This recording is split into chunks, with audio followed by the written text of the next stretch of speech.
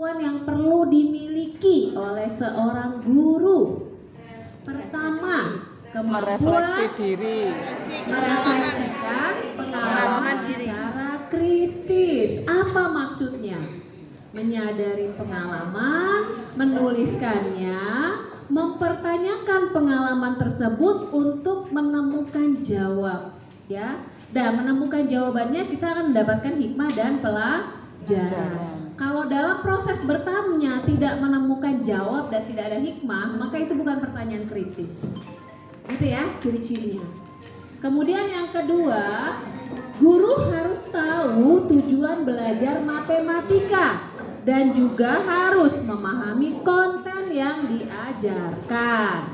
Tujuan belajarnya apa tuh?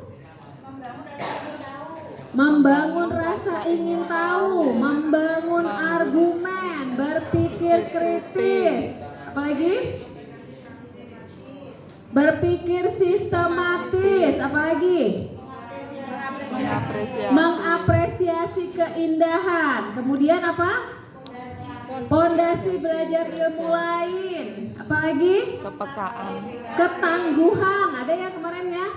Di yang dari race ketangguhan. Kemudian apalagi? Menyadari perhitungan baik konsep maupun prosedurnya. Artinya belajarnya jangan hanya tahu prosedur tapi tidak paham apa maksudnya.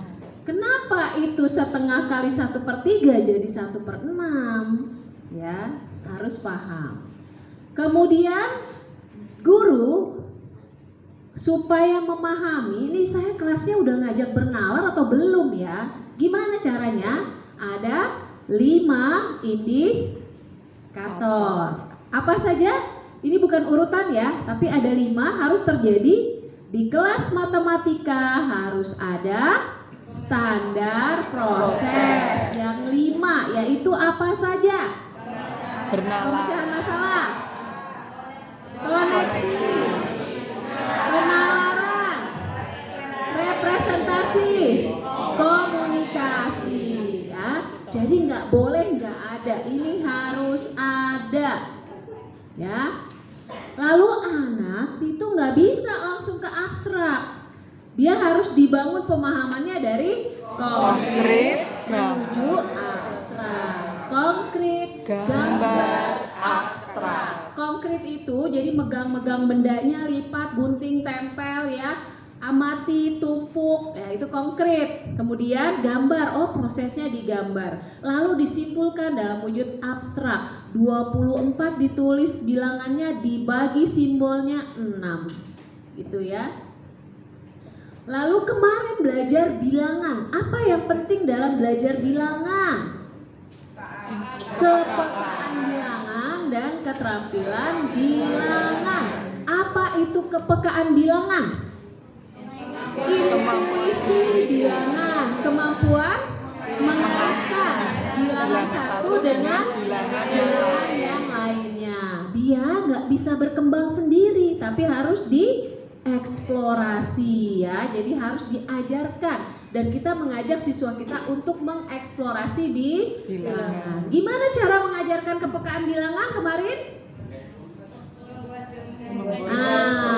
Hingga 10 itu untuk menentukan yang jumlahnya 10. Jadi pembuat 10. Lalu komposisi, dekomposisi, ngotak-ngatik bilangan tuh ya, koneksi bilangan. Kemudian bincang bilangan ya. Lalu kalau dalam pemecahan masalah ini kemarin ya, tuh ya representasi 18x5. Nah, saya mau kasih tahu nih, kemarin yang setengah kelihatannya masih ngitung-ngitung yang ini ya. Nah, setengah artinya 1 dibagi 2 bagian yang sama, 1 bagian dari 2 bagian yang sama. 1 bagiannya kalau utuh, maka saya bisa gambar yang kayak gini. Ini kan kalau yang setengahnya itu dipindahkan ke sini. Nih. Ini kan kalau di flip ke sini jadi setengah kan? Nah, kepikir nggak kemarin kayak gitu? Keren Bu. Ini yang bikin apa nih?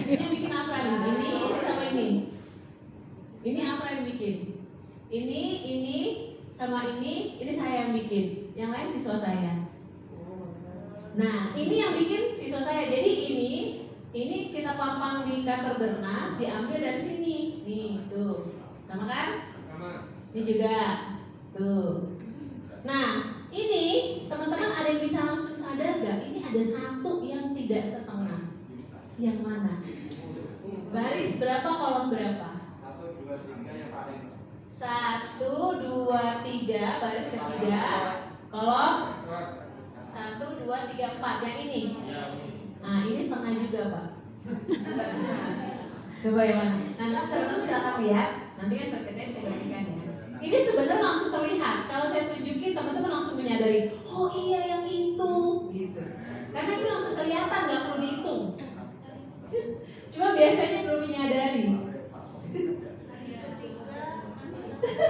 Biasanya langsung, emang lah. Baris? Bukan. Ya udah, itu nanti silakan dipikirkan. Oke ya. Nah, jadi kemarin ini maaf ini belum saya detailin apa dapat berapanya. Jadi baru saya taruh aja di sini ya. Nanti deh sambil ini ya sebelum PPT-nya. Saya mau bahas yang ini aja nih.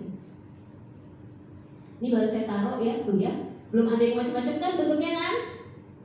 Nah, padahal kalau misalnya kita menganggap satu itu adalah 25 ya, 25 kan? Iya. Berarti setengahnya berapa? Ada 12 kotak sama setengah kotak yang diarsip. Padahal kemarin udah ada yang seperti itu, tapi belum keluar seninya. Iya. Nah, padahal bisa dibikin pokoknya 12 setengah. Ada kemarin yang udah 12 tuh padahal loh. Ada. Cuma belum keluar lagi. Nah, ini yang ini kan udah tuh ya. Udah sempet kan nih? 12 setengah nih. Nih, cuma belum dibentuk menjadi bentuk tertentu yang agak menarik gitu ya. Oke. Kemarin yang terakhir itu adalah materi pemecahan masalah. Jadi kalau anak-anak dihadapkan pada pemecahan masalah, jangan ujuk-ujuk, Bu, pakai rumus apa Bu? Ini dikali apa ditambah sih? Nah bukan. Jadi kita arahkan apa? Oke, yang kamu tahu apa? Itu masalah apa? Tanya dulu, pahamin masalah. Dia paham nggak masalahnya? Kalau misalnya dia nggak paham, ya berarti harus diapakan? Kita arahkan, yang mana yang buat kamu nggak paham? Kalimat yang mana? Itu aku nggak ngerti maksudnya. Dua lebihnya dari puisi Budi, itu maksudnya apa? Nah, dipahami dulu, ya. Setelah dipahami, baru dipikirkan. Oke, nah, kamu udah paham masalahnya. Sekarang menyelesaikannya mau gimana nih? Aku mau pakai praktek aja deh. Aku mau bikin tabel aja deh. Oh, aku mau pakai benda ini aja, pakai kertas aku gunting-gunting. Oke, udah ya, berarti kamu pakai kertas. Habis itu ya udah lakukan ya, buat nyari solusinya, buat nyari jawabannya. Oke, udah Bu, udah ketemu jawabannya segini. Nah sekarang cek. Jadi kita mengarahkan seperti itu. Dalam kondisi aslinya sih anak-anak gak harus menuliskan memahami masalah ini, enggak. Tapi itu proses yang sebenarnya kayak apa ya, utuh ya, secara terutuh ada dalam proses berpikir. Tapi kita sebagai guru proses tepat ini harus disadari. Jadi ketika ngajar nih, anaknya nggak bisa, tahap satu apa? Pahami masalah. Berarti ajak anaknya untuk memahami masalah. Kemudian ajak anaknya untuk berpikir akan menggunakan apa. Ajak anaknya untuk berpikir untuk melakukannya. Setelah melakukannya, ajak untuk mengecek. Itu adalah tahapan-tahapan yang harus disadari dulu dan diajarkan kepada siswa supaya siswa menyadari atau terbiasa dan terbangun pola pikirnya ketika dia menghadapi masalah. Ya. Nah, ini kalau saya lihat nih teman-teman udah cukup bagus juga ya. Karena apa nih udah ada nih. Ada informasi nih, setengahnya pita Lani, 2/3-nya pita Bena. Ditulis sama. Apa maksudnya sama? Oh, setengah tuh ya, yang di arsir merahnya sama. Tapi posisi Raninya setengah, posisi Benanya 2/3. Berarti udah benar kan nih? Yang diketahuinya adalah informasi fakta-faktanya setengah Rani, 2/3 Bena. Nah, cuma ini kan kalau ini saya lupa, harusnya ini kemarin ini adalah jawaban sebagai guru langkahnya, tapi jawaban ini sebagai siswa. Karena saya mau guru menyadari langkah-langkahnya. Ini kan jadi nggak kelihatan langkah-langkahnya kan di proses memahami masalah. Kan ini sebenarnya memahami masalah kan. Faktanya dituliskan. Setengah ini sama dengan ini, lalu selisih pita, dituliskan tuh fakta-faktanya. Selisih pita 30 cm. Berapa panjang? Berarti pita Rani berapa? Pita Lina berapa? Ini udah kelihatan di sini nih. Nah, ya. Nah, ini mungkin dapat 2/3 sama dengan setengah. Ini nggak kelihatan nih kalau seperti ini. Kira-kira anak lebih mudah yang mana? Ini atau ini? Atau memang ini juga biasanya anak pakai? Oh, ini terlalu abstrak ya? Karena tidak kelihatan nih samanya di mana.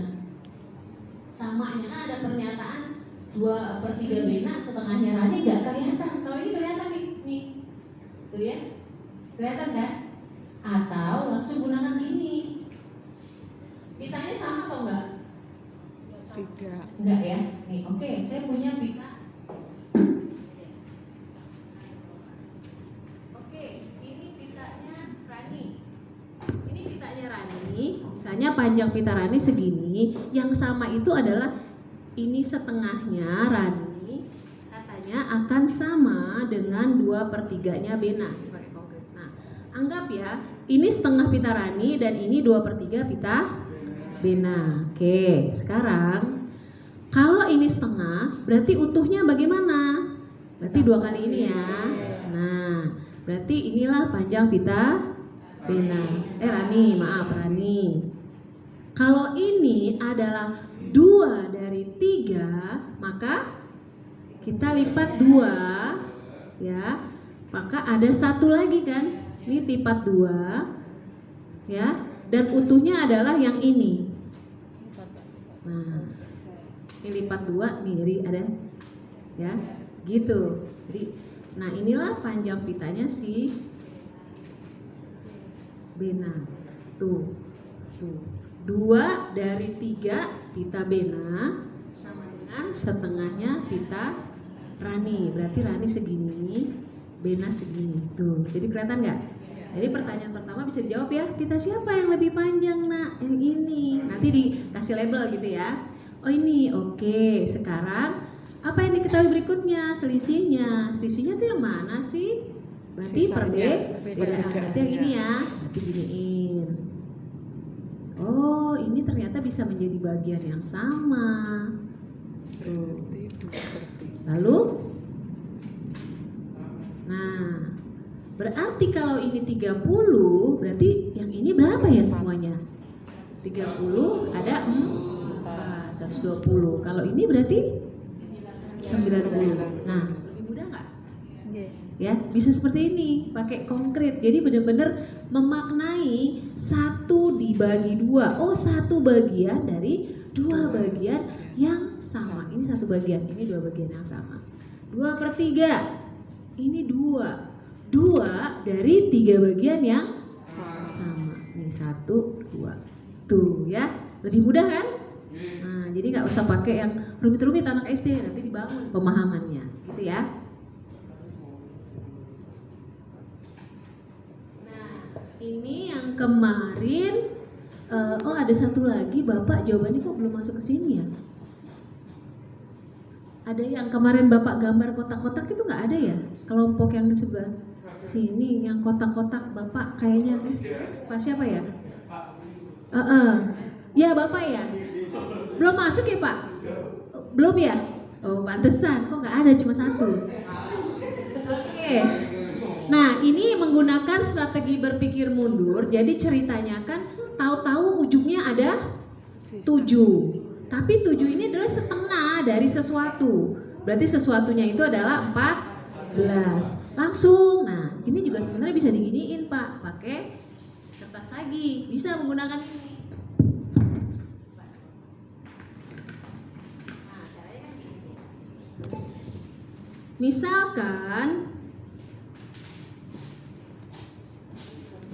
Misalkan saya tidak tahu ya ada berapa. Misalkan ini kuenya sepanjang ini, misalkan ya, ini kuenya segini misalkan. Total kue saya nggak tahu berapa, tapi ini gosong 24, jadi saya pisahkan yang gosong.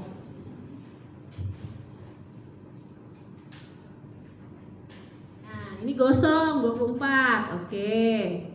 Lalu ini sisanya kan, setengah sisanya dibagikan kepada siapa tadi? Nah, polisi. Setengah Ihsan. sisanya buat Ihsan. Tulis ini buat Ihsan. Oke, ini Ihsan. Ihsan. Oke, ini buat Ihsan. Berarti sisanya yang ini kan? Iya. Setengahnya lagi dari sisanya buat siapa? Karyawan. Berarti yang ini buat karyawan. Karyawan. Bacakan ya teman-teman soalnya di situ ya. Setengah sisanya lagi buat siapa? Pak Polisi. Polisi. Oke, polisi. Polisi. Nanti saya tuliskan detailnya. Ini prakteknya dulu biar kebayang. Polisi ya. Setengah sisanya buat siapa? Sisa Oh nggak ada, 7. berarti ini sisanya 7. Oh udah, ininya yang 7 ya? Oke, berarti ini 7. Nah, kalau ini 7, untuk tahu ini anggap aja menjadi bagian yang sama kan? Ya udah saya lipat aja, gitu ya. Nah, dengan kertas lipat ini akan menjadi sangat mudah. Nah, sekarang kalau dibuka, ini kue tadi ini ada berapa bagian? 1, 2, 3, 4, 5, 6, 7, 8. Berarti kalau masing-masing bagian adalah 7, 56. Total kuenya tadi 56 sama 24. Nah, jadi semuanya 80. gampang nggak kalau berpikir mundur? Nah, lebih mudah nggak buat anak-anak? Tuh, sederhana sekali ya, oke? Nah, gunakan kertas lipat. Bisa ya, ini contoh aja, ini salah satu alternatif karena kan nggak dituliskan di situ. Nah, kalau Ani sama Roma ya, oke. Kira-kira kalau misalnya bentuknya yang seperti kelompok 5, anak SD bengong nggak nih? Apa ini Amin B, A plus B? Nah, kita nggak main yang ini ya Pak ya. 6 plus B per B sama dengan 10 per B, kita nggak main yang itu ya. SD kita nggak main yang kayak gitu. Terus ini kok soalnya susah nih, kalau nggak pakai cara kayak gini nggak bisa. Bisa, ya. Ini Ani sama Roma kan? Kayak cara bodohnya begini. Selisih hari mereka bekerja itu 6 hari, tapi pendapatannya sama. Nah, cara bodohnya nih, belum tahu KPK nih. Hari pertama Ani dapat berapa ratus ribu?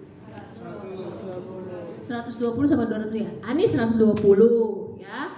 Si Roma 200. Terus ternyata kalau si Ani di hari kelima dan si Roma di hari ketiga, dia nyampe jadi sama 600. Gitu kan? Tapi selisihnya cuman 2 hari. Kita maunya sisi berapa hari?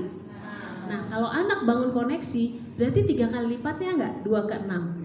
Oke, 5 hari 3 kali lipatnya berapa hari? 15 hari. 3 hari 3 kali lipatnya berapa hari? 9 hari. Coba kita cek. Kan ada cek kembali kan?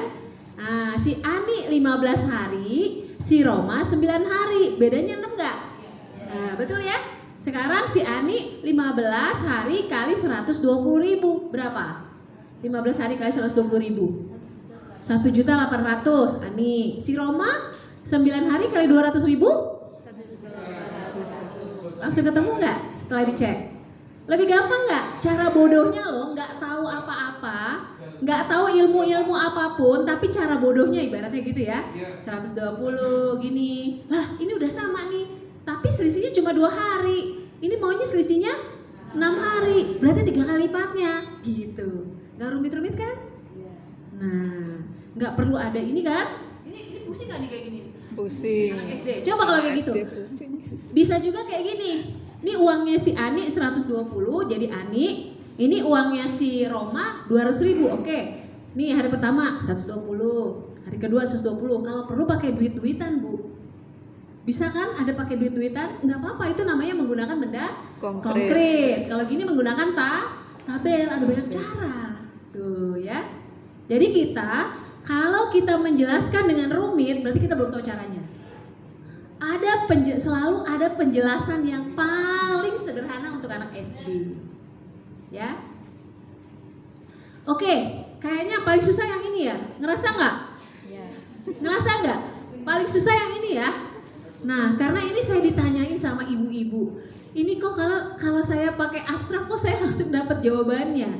Tapi kalau saya nerangin ke anak-anak saya nggak bisa. Ini juga bisa pakai ini. Ya, pertama apa nih katanya? 3/5 dari 3/5-nya terjual di pagi hari. Gak usah mikir macam-macam kan? Tulis aja 3/5 ya. Oke, tadi 3 bagian dari 5 bagian, bagi 5 nih misalnya. Kalau misalnya agak susah di sini, mungkin bisa digambar aja dikira-kira. Biasanya kalau bagi 5, membayangkan ini dibagi 4 akan sama. Jadi jangan ditekuk dulu, kira-kira saja. Nah, ini kira-kira sudah 5 nih. Mungkin segini nih mungkin ya. Nah, set. Nah, ini bagi 5. Celing, tuh 5 ya. Ajaib ya, tuh. Ini kenapa saya makanya ketika membuat alat peraga pecahan mereka harus menggunakan kertas. Kenapa? Supaya mereka ada sense-nya. Nah, sense-nya ini digunakan untuk di dunia nyata, motong kue segala macam, dia punya sense. Karena ada kejadian kesel teman saya, Ndri, aku mau beli kue bentuknya tuh begini, minta potong 24, orangnya nggak nerima. Bu maaf bu, yang motong kue orangnya nggak masuk. Beneran, gara-gara itu akhirnya nggak jadi beli karena yang punya kue orangnya nggak masuk hari itu. Jadi nanti katanya ada yang gantiin tapi siang, dia belinya pagi, akhirnya jadi nggak jadi beli kue.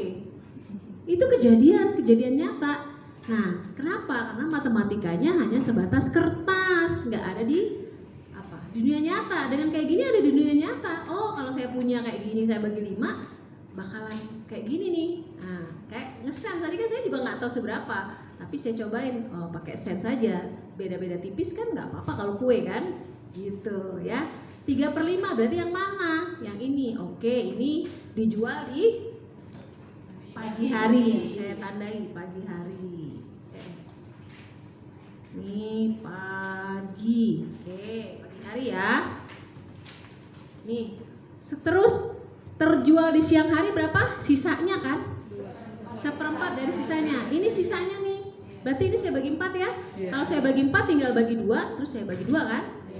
Anak-anak juga belajar. Oh, dibagi 4 itu artinya dibagi 2 dibagi 2 gitu. Jadi kalau dia bingung 72 dibagi 12, oh bisa juga 72 dibagi 4, kamu bagi 2 dulu nak. Habis itu hasilnya 36, kamu bagi 2 lagi. Bisa kayak gitu. Karena dibagi 4 artinya dibagi 2 dibagi 2 lagi. Nah, itu pengalaman-pengalaman ini muncul nih. Oke ya. 1/4-nya berarti segini ya.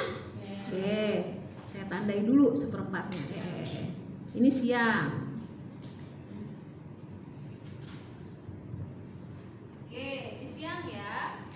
Oke, ini siang hari. Udah, kemudian informasi berikutnya apa?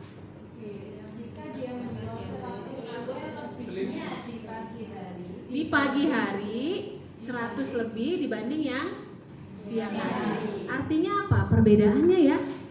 Perbedaannya kan? Ya udah, kalau mau tahu bedanya sama siang hari, saya tinggal lipet-lipet sama aja ya.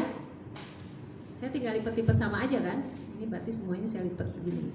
Ini kan sengaja bilangan-bilangannya itu bukanlah bilangan-bilangan yang rumit karena kita mau anak-anak mencerna dahulu. Nah, sekarang ini kelihatan nggak ya? Nah, ini kan siang hari, yang ini pagi hari. Bedanya mana? Saya tekuk ke sini nih. Ini kan nih sama ya. Nih, berarti ini saya tekuk nih. Nah, tuh. Berarti bedanya segini nih. Tuh. Maaf nih. Ini pagi hari, ini siang hari. Berarti ini sama kan? Sama. Ini yang samanya, berarti bedanya segini kan? Nah, bedanya berapa kotak? 5 kotak senilai 100. Berarti satu kotaknya 20. Kalau saya buka semua berarti semua kuenya ada berapa? 20 kali 10 alias 200. Jadi kuenya ada 200. Gampang nggak? Ternyata kok iso ya semua. Pokoknya Bu, kalau pecahan itu pakai gini itu sangat efektif dan sangat murah. Jadi yang dibangun adalah kepekaannya, yang dibangun adalah sense-nya. Oke ya? Nah. Nah, yang ini ada yang beratnya berapa tuh? Beratnya 75, 65, 55, 40. Nah, ini bisa sebenarnya kalau gambar agak sulit, tapi kalau pakai praktek ini gimana Bu pengalaman yang di sini kemarin Ibu ya? Gimana Bu setelah praktek lebih gampang apa pas nulis gambar lebih repot? Lebih enak praktek. Lebih enak praktek ya. Jadi menggunakan model konkret. Bisa juga anaknya Pak berjejer gitu 4. Ini sungainya di sana ya. Aku yang 75, aku jalan duluan. Nah, udah sampai. Terus siapa yang balikin perahunya misalnya? Oh, berarti nggak bisa. Berarti kita berdua nih, karena nanti di sana harus balikin perahu. Ah, kayak gitu. Jadi 45 jalan sama 55 satu kali, 45 balik, gitu kan? Terus 75 ke sana. Nah, nanti dicoba-coba teman-teman pasti ketemu. 55 balik lagi, intinya buat nganterin orang gitu. Jadi totalnya ada 9 kali. Nah, jadi pemecahan masalah tetap kembali lagi kepada konsepnya. Jadi jangan munculkan apa tuh bahasa-bahasa yang adanya di tingkat yang lebih tinggi. Nanti tambah klenger. Karena sebenarnya pokoknya begini, kalau ibu-ibu merasa gini, Bu, saya kok nggak bisa ngejelasin ini ya Bu, kontak saya. Gimana cara yang paling sederhananya? Gitu. Karena kan kemarin saya unjukin tuh ada teman, tahu nggak ini pertanyaan yang nomor 4 tadi dari mana? Dari ibu-ibu. Dia bukannya nggak bisa jawab 200 loh. Dia tahu jawabannya 200. Tapi gimana neranginnya Bu Andri? Nah, yang kita ajarkan itu gimana neranginnya ke anak, bukan bisa buat kita sendiri karena kita seorang guru. Guru itu nggak bisa kita ngerti, anaknya harus ngerti dengan cara kita, nggak bisa. Jadi kita harus lihat apa nih yang dibutuhkan sama anak-anak, gitu ya, kebayang ya? Oke, sampai sini ada yang mau komentar atau ada yang mau bertanya? Oke, silakan Pak.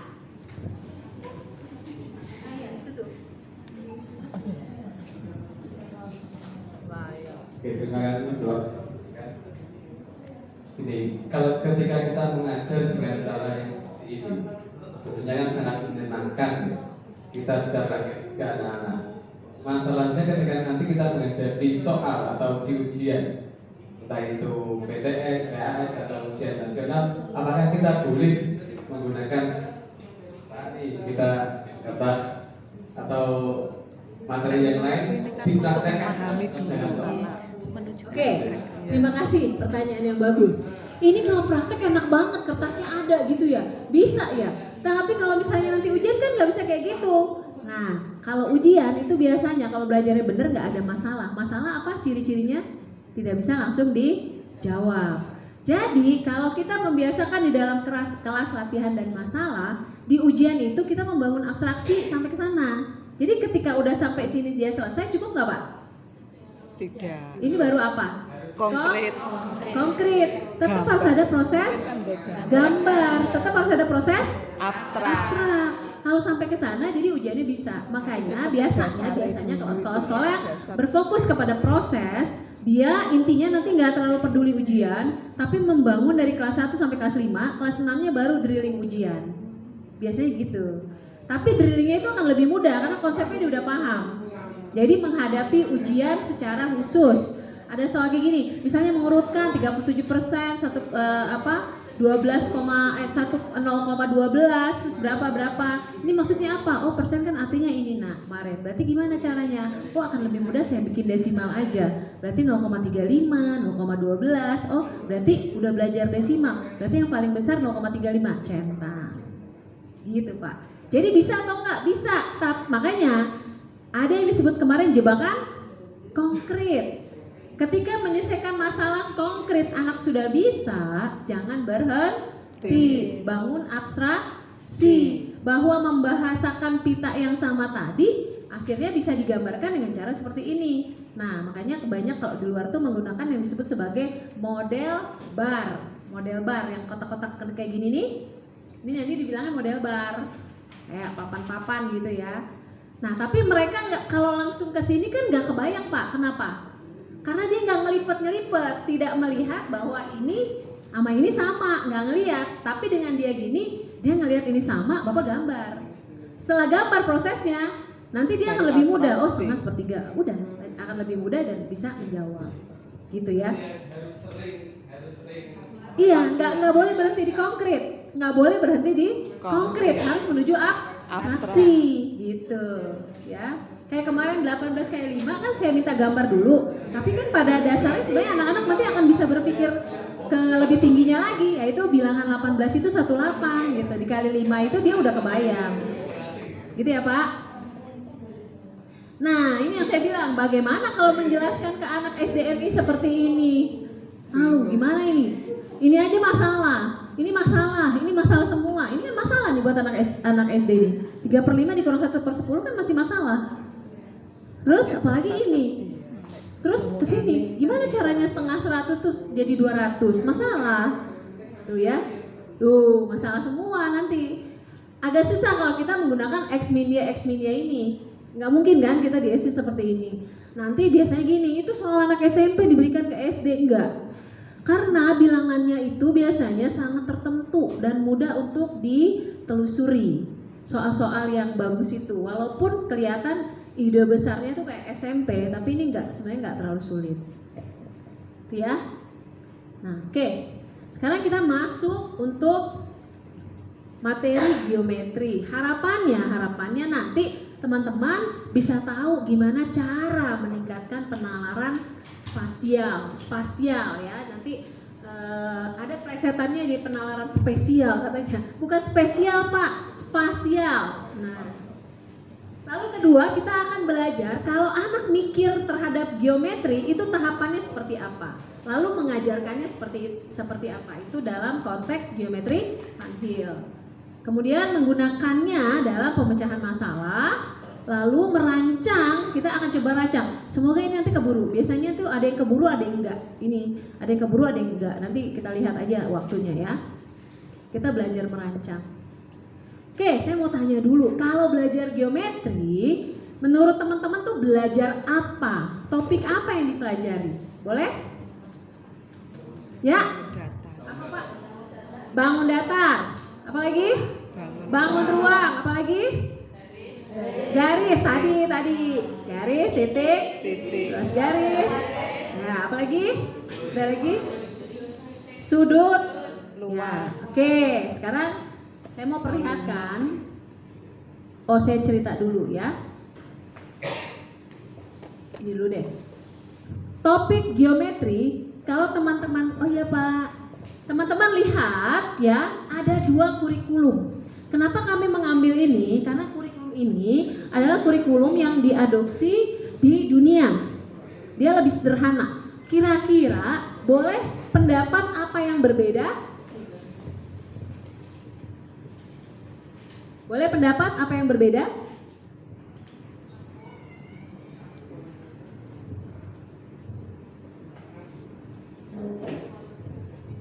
Ayo, kelihatan tuh bedanya. Yuk. Representasi. Ya? Representasi dari sebuah masalah. Representasinya di sini tidak ada, gitu. Oke, ada lagi yang lain? Visualisasi. Visualisasi tidak ada juga di sini. Lalu yang lain? Koordinat geometri. Koordinat ada nggak? Ada posisi. Lalu penalaran spasial nggak ada ya? Oke. Nah, kalau kita amati sebenarnya sifat-sifat bangun datar ini pasti di sini bicara visualisasi dan juga konten ini, benar nggak? Nggak mungkin nggak digambar kan? Nah, kelihatannya ini ada penekanannya. Mungkin dia ingin bahwa anak-anak itu di NCTM ini benar-benar detail bisa menggambarnya. Mungkin jadi ada penekanan di sini visualisasi. Nah, kalau ini dia secara tersirat ada di sini. Ya, begitu juga hubungan antar bangun ini sebenarnya juga masuk penalaran spasial. Cuman bahasanya itu lebih gamblang yang ini atau yang ini? Lebih jelas yang ini atau yang ini?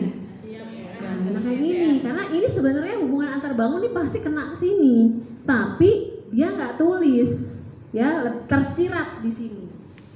Ini juga posisi, dia langsung bilang koordinat. Posisi kan nanti banyak ya, posisi kanan kiri. Nah dia langsung koordinat. Jadi lebih spesifik. Yang ini lebih spesifik. Nah kalau belajar geometri, menurut teman-teman mulainya dari mana? Titik. Dia mulainya dari sini katanya. Bangun datar. Ini dari sifat bangun datar. Dari mana sebenarnya? Titik. Nah ini Gernas mau ngajak nih, kalau geometri belajarnya mulai dari mana? Titik. Oke, saya mau cerita dulu. Ini tadi teman-teman udah bagus sekali, bagus banget. Tidak ada yang menyebutkan pengukuran. Jadi belajar geometri belajar apa? Luas. Tadi nggak ada yang nyebut itu loh. Karena luas itu masuk konten pengukuran. Cuma secara sejarahnya pada zaman dulu bangsa Mesir ya, bangsa Mesir itu bangsa Mesir di mana? Ada sungai tuh. Namanya sungai apa tuh? Mesir tuh? Nah, Sungai Nil. Bangsa Mesir itu kan tinggal di tepian Sungai Nil. Di Sungai Nil ini dia tuh airnya tuh selalu meluap. Kalau misalnya banjir ya meluap itu airnya sampai banjir. Nah, bangsa Mesir ini bermatematikanya itu praktis. Jadi dia lebih memilih yang bisa dipraktekkan, yang digunakan sehari-hari. Berbeda dengan bangsa Yunani yang bermatematikanya itu filosofis. Makanya perdebatan-perdebatan itu terjadi terkait bilangan itu dibawa ke ranah filosofis, terkait makna yang lebih dalam lagi kalau orang Yunani. Makanya dia ada semacam sekte-sekte. Nah, kayak semacam Pitagoras itu bukan semata-mata nama satu orang, tapi ada pengikut-pengikutnya, kemudian dibilang sebagai Pitagorean. Nah, kelompok Pitagoras itu ada seperti itu. Intinya orang Yunani itu sukanya yang selain praktis dia filosofis juga. Kalau Mesir enggak, dia praktis. Nah, pada zaman dahulu sama seperti hari ini yang namanya orang kaya itu tanahnya luas. Biasa kalau orang kaya sasarannya siapa? Sasarannya pejabat. Nah, mau narik pajak. Berarti kalau mau narik pajak tanahnya harus diukur nggak? Nah, jadi pada zaman dulu akhirnya orang-orang ini sewa yang namanya ahli geometer. Geo bumi, meter ukur, jadi ahli ukur bumi. Jadi disebutlah para ahli geometer. Buat apa? Buat ukur. Oh, kalau bentuknya begini, nanti luasnya begini. Kalau bentuknya begini, luasnya begini. Maka karena dia mau tahu luasnya, maka dia mempelajari bentuk. Lahirlah yang disebut geometri itu, ya. Jadi pada zaman dulu lahirnya geometri itu terjadi karena adanya pengukuran, kebutuhan pengukuran dari penguasa untuk menarik pajak. Nah, pengukuran ini dilakukan lama-lama dalam proses pembelajaran itu dipisah. Geometri itu terkait bentuk, kalau pengukuran itu terkait tadi luas dan volume dari suatu bentuk. Jadi sekarang dipisah ya. Jadi geometri satu konten tersendiri, makanya kemarin kontennya bilangan, geometri, pengukuran, probabilitas dan data, kemudian aljabar ya. Jadi geometri itu lebih kepada bicara bentuk dan sifat-sifatnya, dan juga bicara posisi serta dimensi suatu benda ya. 1 dimensi, 2 dimensi, 3 dimensi. Ini hanya gambaran. Kalau tadi kita sepakat ya, NCTM ini ternyata lebih gamblang, lebih sederhana, lebih menjelaskan, lebih ketahuan gitu ya. Jadi tidak tersirat gitu, langsung ada gitu. Belajar geometri, jadi mulainya dari mana? Nah, Gernas ini, ayo kita belajar geometri mulai dari penalaran spasial. Apa itu penalaran spasial? Sebenarnya itu ada dalam kehidupan kita sehari-hari. Sekarang kita tonton dulu Warkop.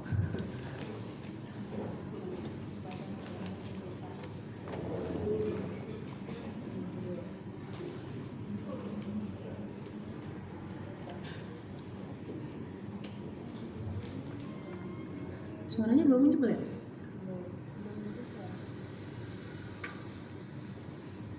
Loh, udah dijawab belum ya? Pak, numpang tanya Pak, jalan Permata Hijau sebelah mana Pak? Oh gampang Pak. Keluar, Bapak naik jembatan Semanggi, di ujung belok kanan. Arah Grogol tahu? Tahu.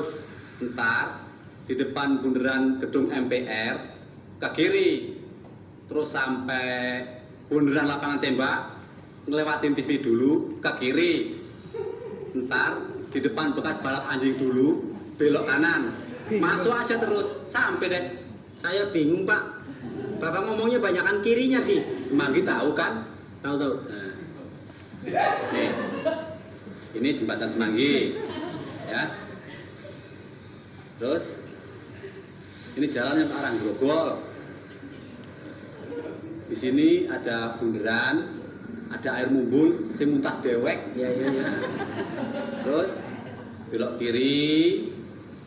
Di sini ada TVRI, tahu kan? Tahu. Belok kiri lagi. Di sini bekas balap anjing. Belok kanan, sampai dah. Iya. Terima kasih Pak ya. Pada lah. Aduh Gio, mobilnya dono diusek-usek.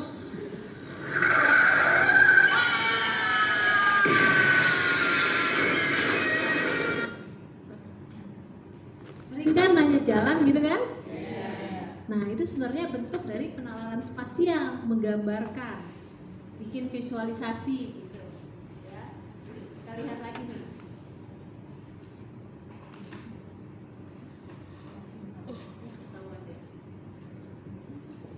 Oke, ini siapa? Pak Alex. Ini ada waktu pertemuan, waktu pembukaan. Wah, langsung ketebak Pak Iwan Setiawan, nyimak berarti. Ya, langsung ketebak ya. Walaupun dari belakang.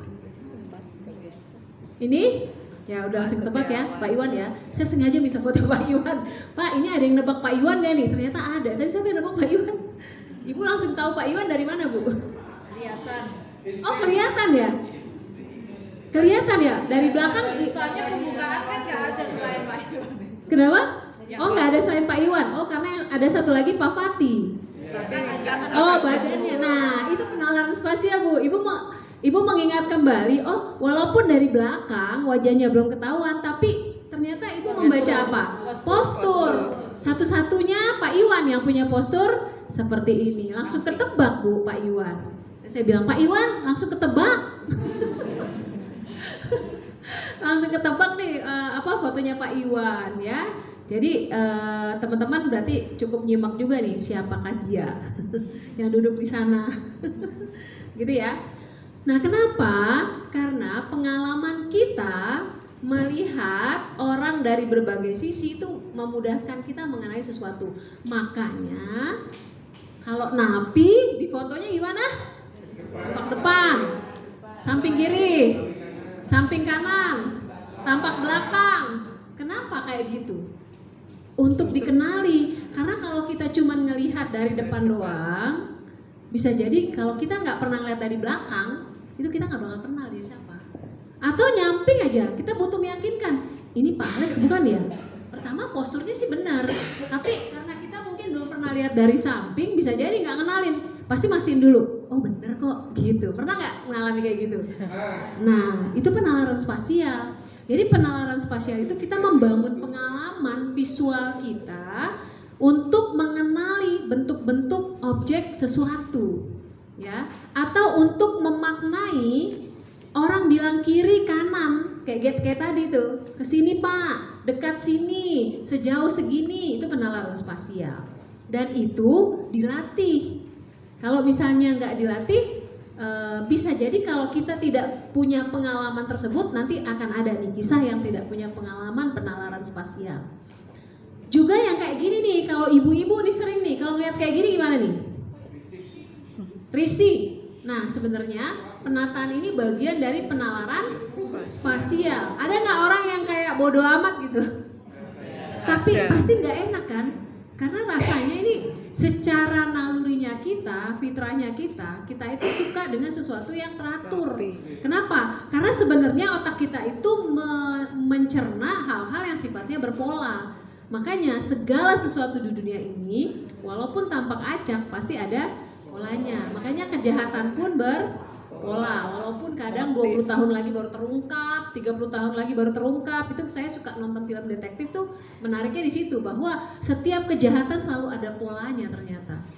Jadi walaupun dia merasa itu nggak ada, karena sebenarnya diri kita ini sukanya dengan yang berpola. Jadi nggak suka pasti kayak gini, pasti kita pusing.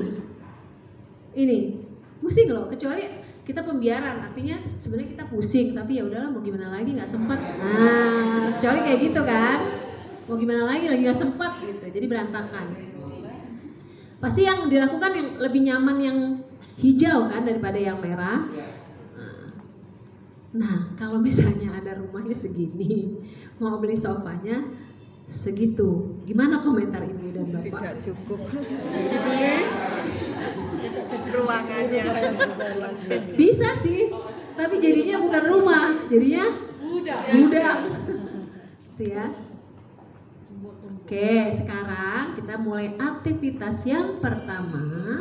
Silakan ambil lembar kerja yang seperti ini ya.